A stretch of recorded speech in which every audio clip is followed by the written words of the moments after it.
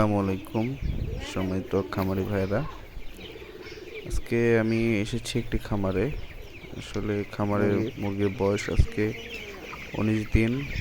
মুরগি অল্প কিছুদিন আগে গাউটে আক্রান্ত ছিল। এটি একটি ব্রয়লার খামার।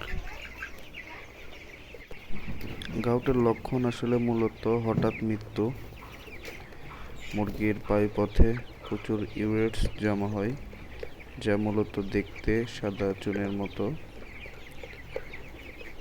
গাউট আক্রান্ত খামার আপনারা দেখতে পাচ্ছেন। এই খামারে আল্লাহর রহমতে গাউট নির্মূল হয়েছে এবং মর্টালিটি এখন নেই বললেই চলে।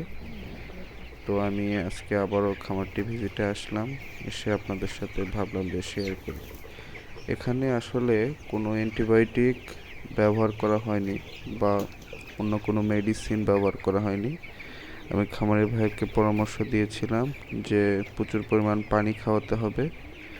ডিঙ্কারের পরিমাণ দ্বিগুণ করে দিয়েছে এবং ডাবের পানি চালিয়েছে, স্যালাইন এর মাধ্যমে।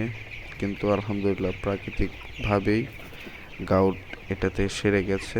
গাউটে মর্টালিটিও হয়নি। আজকে বাচ্চার ওজন দেখতে পাচ্ছেন, আজকে 19 দিন। বাচ্চার ওজন 850 হয়েছে আলহামদুলিল্লাহ।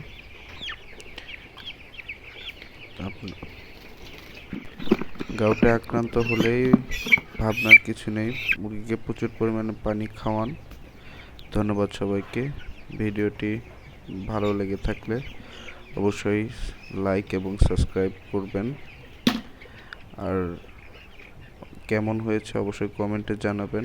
গাউটে আপনার ফার্মের কী পরিস্থিতি কমেন্টে জানাবেন। ধন্যবাদ সবাইকে। আসসালামু আলাইকুম।